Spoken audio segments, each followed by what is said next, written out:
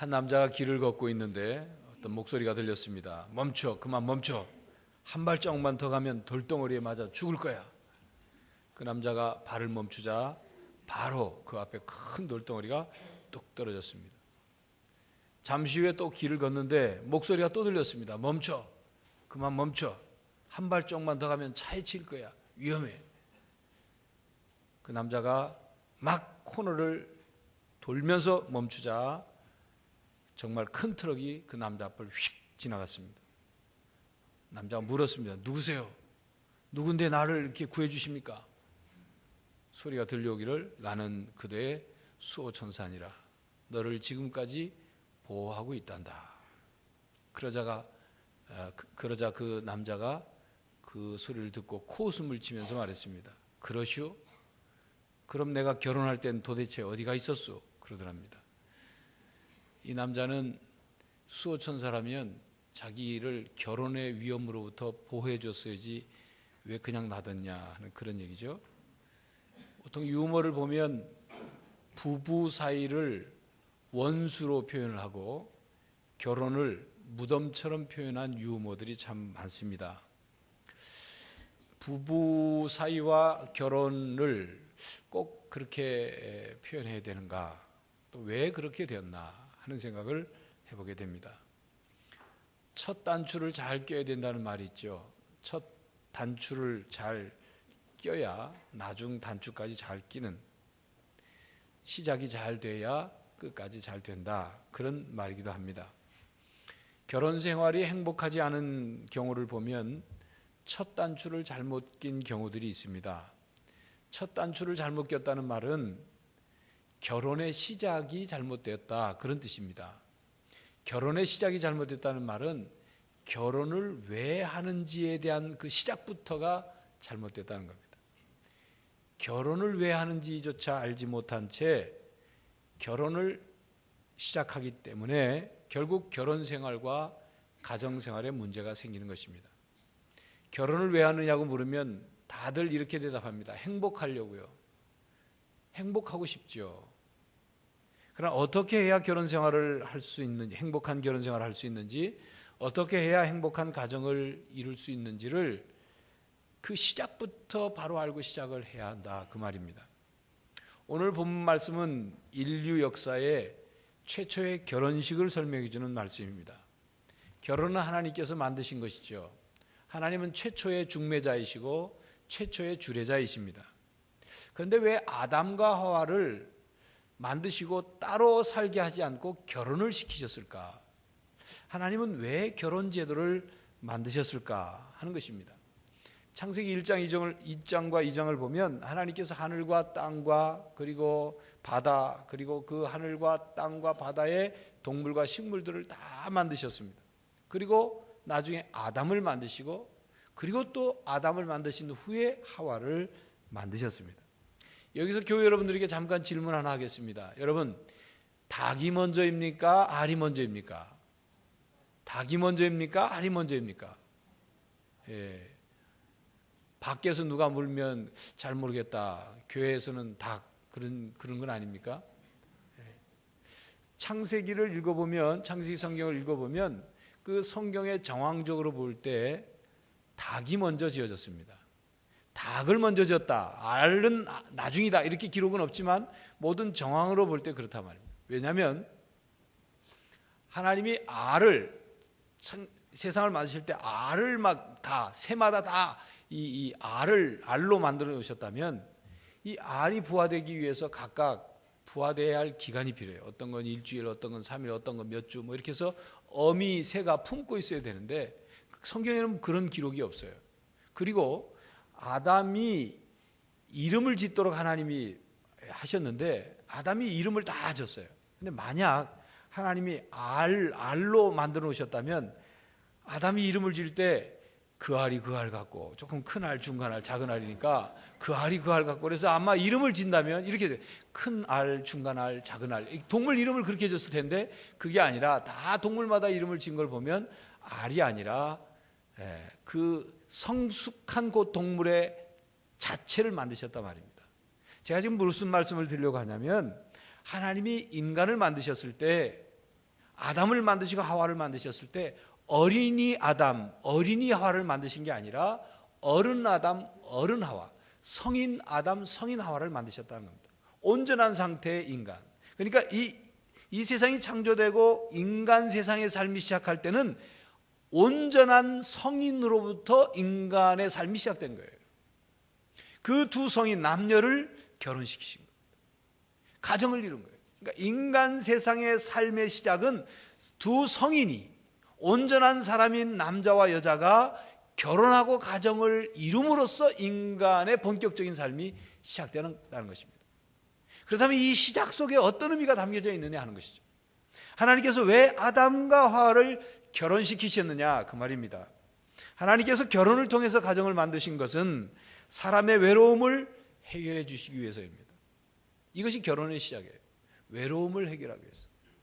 오늘 본문 18절 상반절에 보면 여호와 하나님이 가라사대 하나님의 독처하는 것이 좋지 못하니 라고 말씀하셨어요.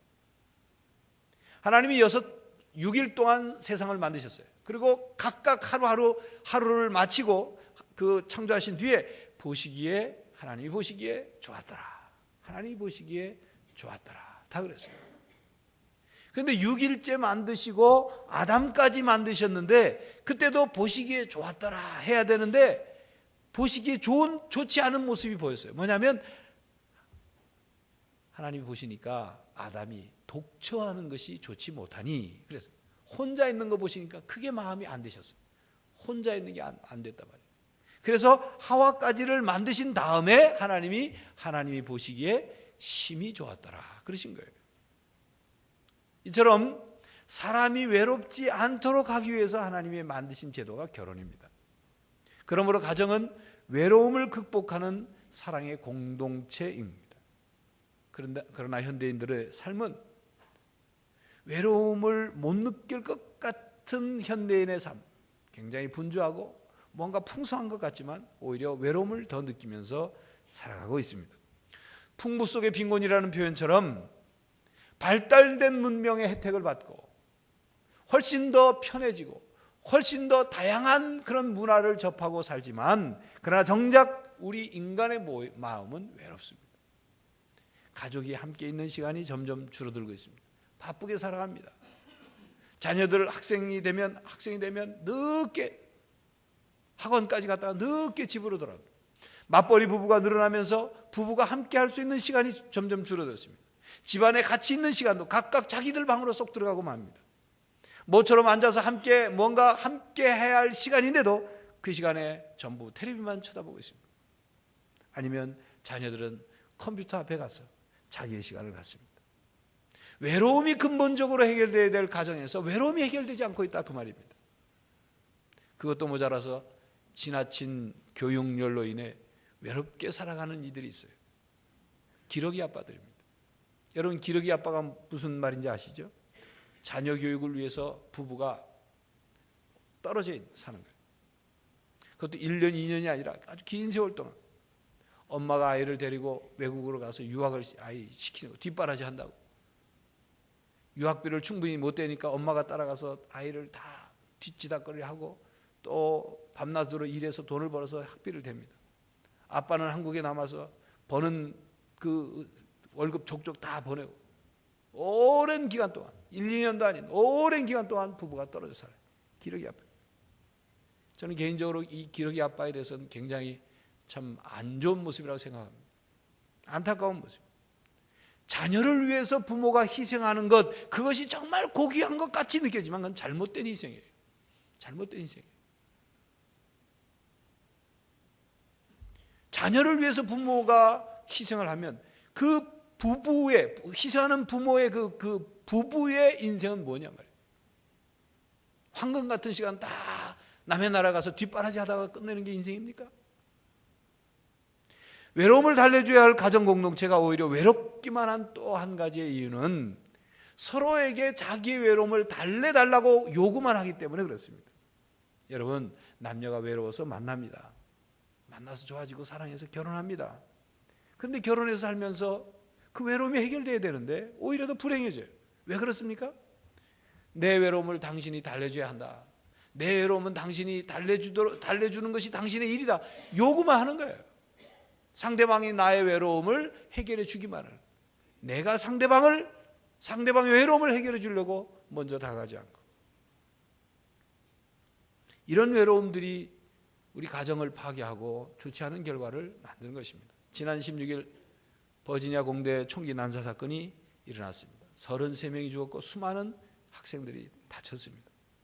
범인 조승희 씨의 증오와 분노에 찬 동영상이 매스컴을 통해서 방송이 되었습니다.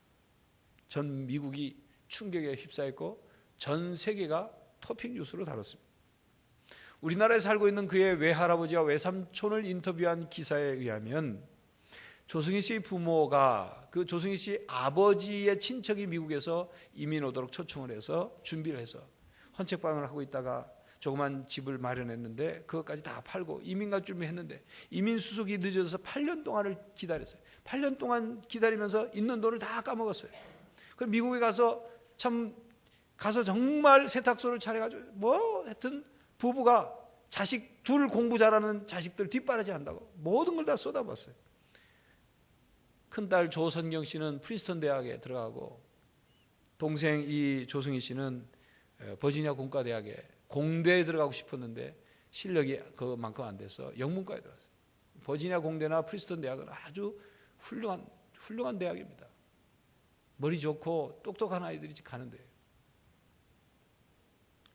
그런데 미국 언론은 이 사건에 대해서 이렇게 평했습니다. 워싱턴 포스트지는 낯선 세계에 고립된 소년, 뉴욕타임즈는 침묵이 갉아먹은 삶 이렇게 표현했습니다.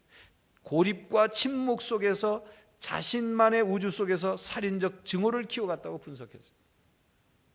이렇게 생각해보면 만약 조승희 씨 부모가 미국에서 자녀들 공부 잘하니까 뒷바라지 한 건 좋은데 아들과 조금 더 시간을 더 가졌었더라면, 대화를 했더라면, 특별히 아들에 관한 아버지들의 역할이 중요한데 아버지가 이 아들과 조금 더 많은 시간을 갖고 대화를 했더라면 하는 안타까움을 넘은 통탄하는 마음이 있습니다. 같은 집에 살면서도 고독하다면 그것은 가정의 기초부터가 잘못된 것입니다. 하나님은 외로움을 해결하도록 가정을 만들어 주신 거예요. 그것이 가정의 시작입니다. 그 시작부터가 잘못됐을 때 가정에 문제가 생기는 것입니다. 한 지붕 아래 살면서도 외롭고 같은 방을 쓰면서도 딴 마음으로 딴 방을 쓰는 것처럼 살아가고 그래서 고독합니다. 하숙집 같습니다. 서로 고독하면서도 서로 대화가 없습니다. 대화가 없으니 서로의 생각과 마음을 알 길이 없습니다.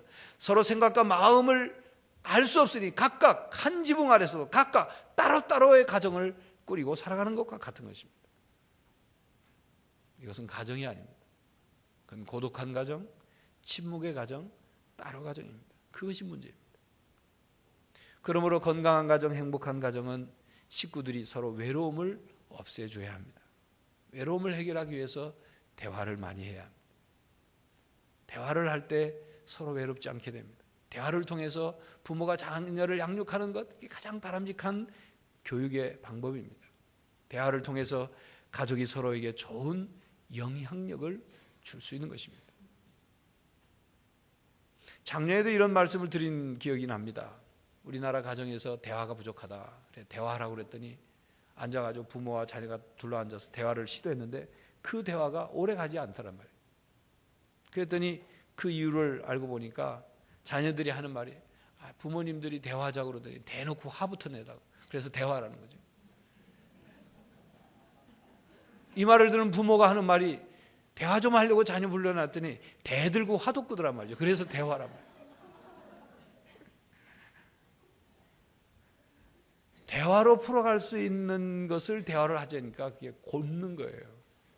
골마 터지는 거예요. 저는 그렇게 생각합니다. 조승희 씨 사건이 1차적으로 가정의 책임이 있어요. 부모의 책임이 있어요. 뼈 빠지게 돈 대주는 거 그게 부모의 책임이 다 아닙니다. 대화가 필요합니다. 처음엔 대화가 잘 안 될 수 있죠. 자꾸 시도해야 됩니다. 이게 하나님이 가정을 만드신 출발이에요. 시작이에요. 어떻게 대화하는 것이 좋을까 자꾸 생각하고 배우고 연구하는 거예요.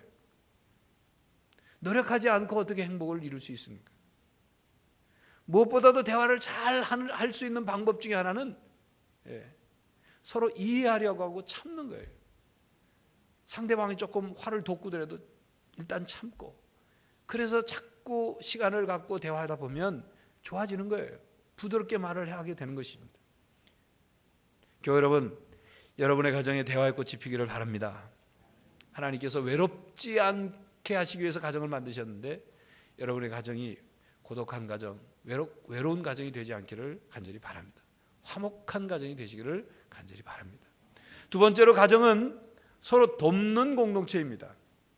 가정은 서로 돕도록 시작된 공동체입니다. 오늘 말씀 보면 18절에 여호와 하나님이 가라사대 사람의 독초하는 것이 좋지 못하니 내가 그를 위하여 돕는 배필을 지으리라 하시니라. 20절 이하에도 보면 아담에게 돕는 배필이 없으므로 아담을 잠들게 한 뒤에 아담의 갈비뼈 하나를 취해서 하와를 만드셨다고 말씀하고 있습니다. 그러니까 가정의 시작은 외로운 것을 해결해 줄 뿐만 아니라 서로 돕는 배필이 되는 것, 그것이 가정의 시작이에요. 다른 말로 하면 서로 돕는 배필이 되려고 하지 않는다면 결혼하지 말아야 돼요. 서로 돕는 배필이 되려고 할 때 온전한 결혼, 건강한 가정이 만들어지는 것입니다. 여기서 돕는 배필이라는 뜻은 단지 어떤 생활의 필요만을 돕는 것이 아니에요. 생활비, 무슨 밥 해주는 거, 그런 게 아니라 말이에요. 밥 해줄 사람이 필요해서, 돈 벌어다 줄 사람이 필요해서, 살림할 사람이 필요해서, 아이 낳아줄 사람이 필요해서 결혼하는 게 아니란 말입니다. 한 걸음 더 나가서 서로 인격이 성장 성숙하도록, 서로의 인생이 보완되도록, 부족한 부분이 채워지도록 그걸 돕는 거예요. 그래서 결혼을 하나님이 허락해 주신 것입니다. 모든 부부는 기대를 가지고 결혼을 하죠. 그러나 그 기대가 허물어질 때 실망이 쌓이고 분노와 좌절을 경험하게 되는 것입니다. 서로 돕는 관계라는 것을 생각지 않고 서로에 대해서 기대만 하게 될 때, 상대방이 나에게 나를 왜 안 도와주는가 라고만 생각할 때 거기에 문제가 생기는 것입니다. 결혼은 어느 한쪽만의 성공과 어느 한쪽만의 만족만을 위해서 결혼하는 것이 아닙니다. 서로 돕기 위해 결혼하는 것입니다. 서로의 인생이 하나님께서 원하시는 그런 삶이 되도록 서로 돕고 서로 노력하고 서로 세워주고 서로 성숙해져 가야 하는 것입니다. 이를 위해서 서로 노력하는 거예요. 그게 사랑인 것입니다. 가정사역의 선두주자인 하이패밀리라는 단체 대표인 송기론 목사님, 아마 우리 교회도 전에 한번 오셨다고 들었습니다. 송기론 목사님이 한 번은 결혼을 주례할 때 신랑 신부에게 주례를 시작하면서 물었대요. 신랑 신부는 서로 사랑하니까 결혼합니까? 물으니까 신랑 신부가 눈이 동그랗게 뜨고 깜짝 놀라서, 이 주례 목사님이 당연히 우리가 사랑하니까 결혼하지 뭘 알고 싶어서 그러나 하는 눈치를 이렇게 보더라는 거죠. 그래서 송기론 목사님이 웃으면서 그 다음 주례에 말씀했대요. 두 사람은 지금 서로 사랑하니까 결혼하지 마십시오. 앞으로 사랑하기 위해서 결혼하십시오. 그랬답니다. 말 되죠? 네. 우리가 사랑을 느꼈기 때문에 한눈에 첫눈에 저 사람을 보고 반했기 때문에 결혼한, 그것만이 아니란 말이에요. 그러다가 데이트하다가 헤어질 수도 있어요. 그러나 결혼이라는 것은, 가정을 이룬다는 것은 이제부터 작정하고 사랑하겠습니다, 사랑하기를 시작하겠습니다, 그런 거죠. 사랑하기 위해 함께 사는 것입니다. 사랑을 많이 받는 것이 행복이라고 착각하지 마세요. 사랑을 많이 하는 것이 행복한 것입니다. 서로 돕고 베풀고 이해하고 위로하고 참아주기 위해서 결혼하는 것입니다. 어제 아침에 제 이메일을 열어보니까 고도원의 아침 편지라는 그 이메일 서비스가 있는데 거기에서 이런 글이 어제 마침 도착했어요. 요즘같이 헤어지기 쉽게 헤어지고 자기만의 욕구를 채우려는 세상의 흐름에 휩쓸리지 말고 어려울수록 서로 위로하고 미워질수록 한 번 더 안아주는 지혜를 가져야 한다. 그렇게 믿고 의지하고 참고 인내하다 보면 어떠한 어려움 속에서도 기적 같은 열매를 맺을 것이라 확신한다. 강은주 외에 첫 아이, 강은주라는 사람 위에 첫 아이라는 책 글에서 아마 발췌해서 보낸 것 같습니다. 그렇습니다. 결혼하고 가정을 이루는 것은 한 번 더 미워질수록 한 번 더 안아주고 미워질수록 더 한 번 더 돕고 이해하고 그러는 거예요. 사랑으로 서로 돕는 것입니다.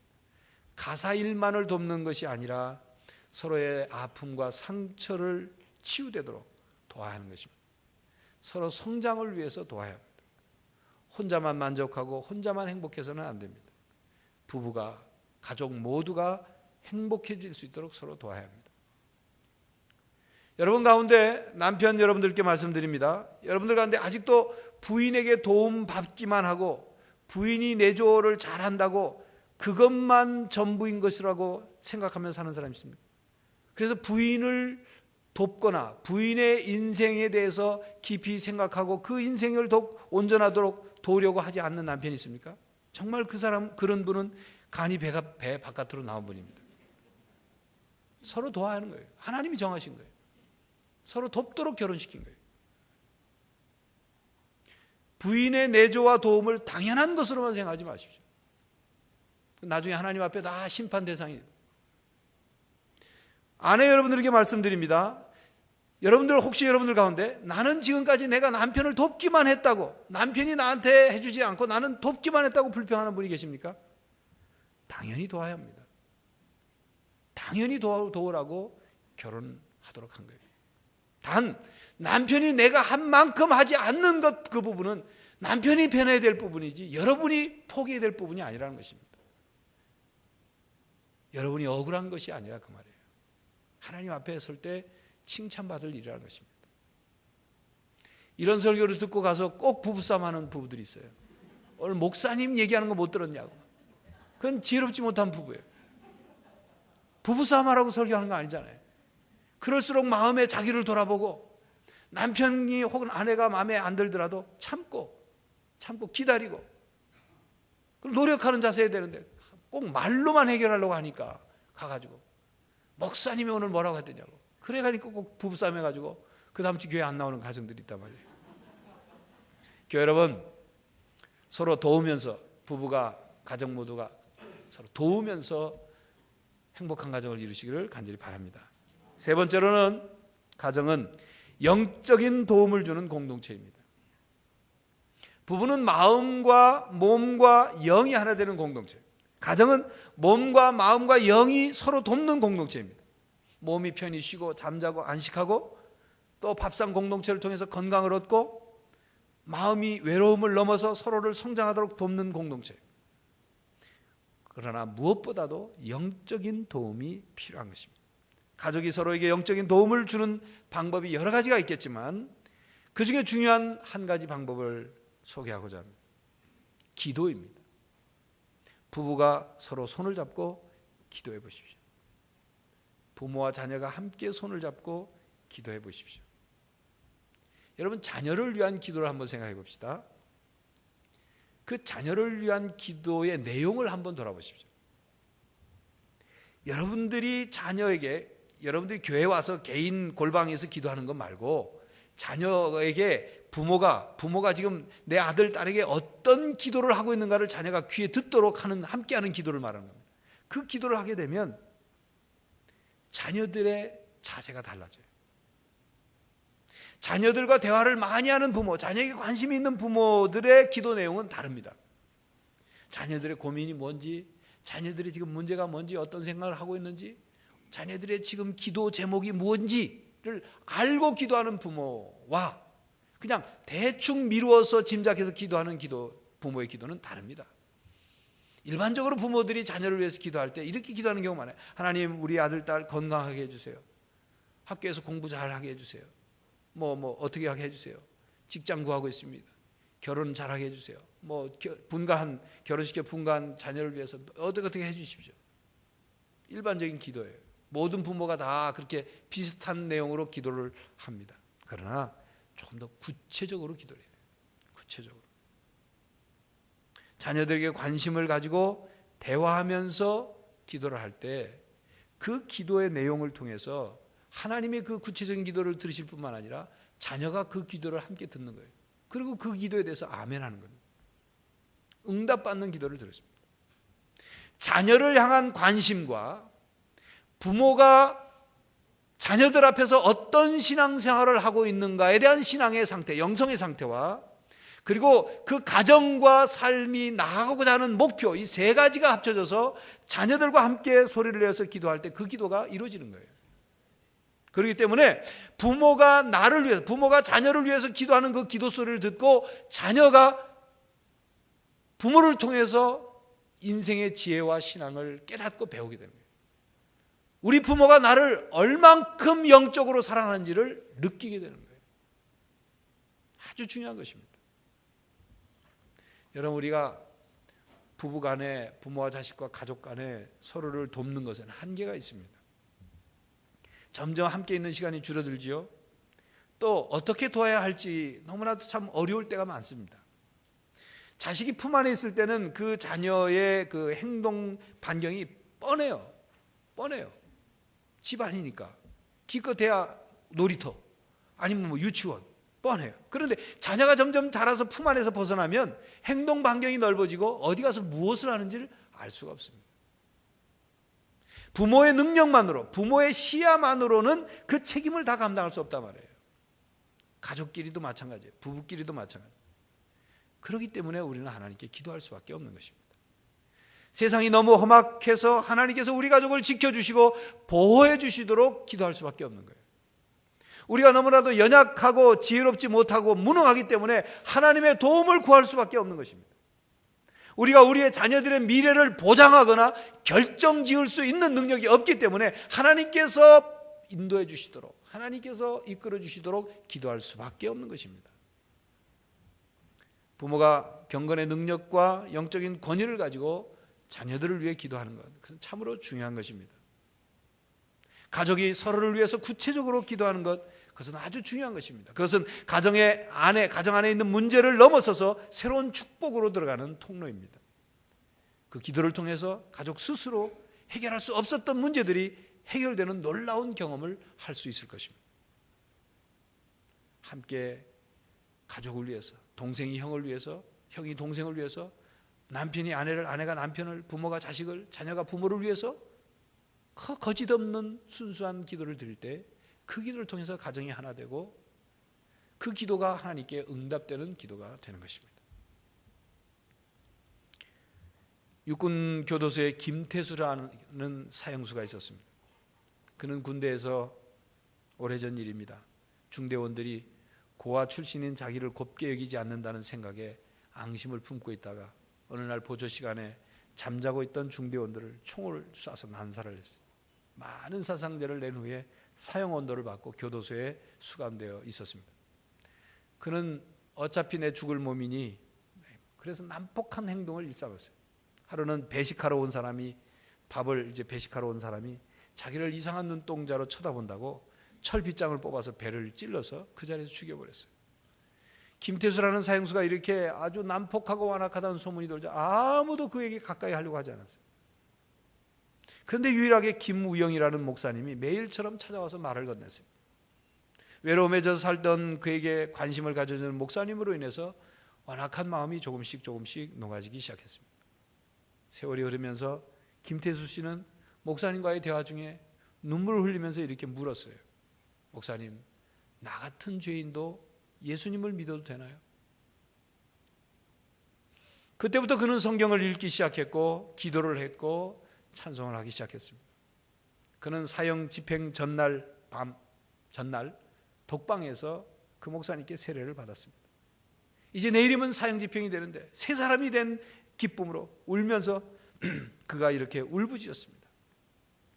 나에게도 어머니가 있었다면, 그리고 나를 위해 기도해 주는 가족이 한 사람이라도 있었다면 이런 자리에 내가 와 있지 않을 텐데 가슴이 아픕니다. 목사님.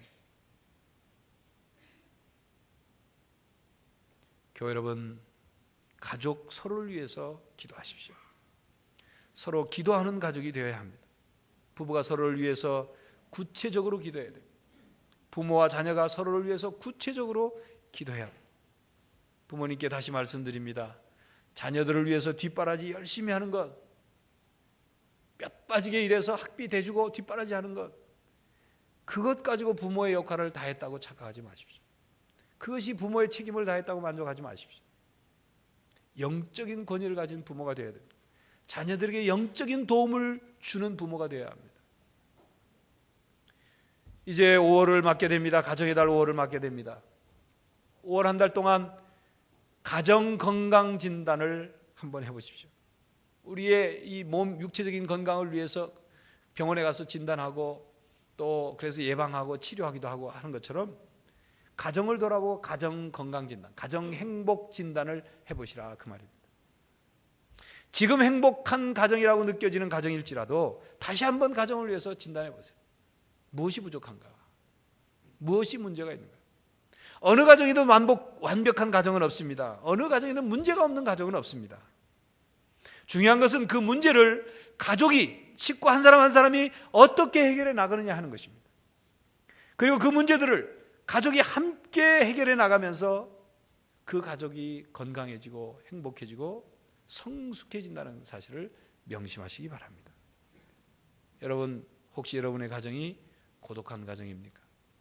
침묵의 가정은 아닙니까? 따로따로 가정은 아닙니까? 서로에게 도와달라고 요구만 하는 그런 가정 아닙니까? 가정 안에서 육체적인 필요나 채우고 영적인 도움을 서로 주지 못하는 그런 가정은 아닙니까? 오늘 어린이주일입니다. 부모인 우리들이 바로 서고 결혼과 가정의 시작이 어떻게 시작됐는지를 바로 알고 가정을 건강하고 행복한 가정을 만들어서 우리의 품 안에서 우리 가족에서 자라나는 어린이들이 건강하고 정말 이 땅을 책임져가는 하나님 나라를 책임지는 귀한 일꾼들로 성장할 수 있기를 간절히 바랍니다. 기도하겠습니다. 하나님, 우리에게 가정을 허락해 주시고 그 가정을 통해서 살아가게 하신 하나님 감사를 드립니다. 우리 가정이 대화를 많이 할 수 있는 가정 되게 해주시고 서로 아낌없이 돕게 해주시고 특별히 영적인 도움을 서로 주고 영향받는 가정이 되게 하여 주시옵소서. 가정 식구가 떠나가고 또 분가해서 홀로 외롭게 사는 가정이 있습니다. 서로 마음을 열고 또 그런 가정들이 서로 교회 안에서 외로움을 서로 극복하고 화목한 삶을 살 수 있도록 도와주시옵소서. 가정마다 성령 하나님이 주인으로 임재하셔서 그 가정의 모든 문제와 상처를 치유하시고 날마다 새롭게 온전하게 행복한 가정으로 만들어 주시옵소서. 예수 그리스도의 이름으로 기도하옵나이다. 아멘.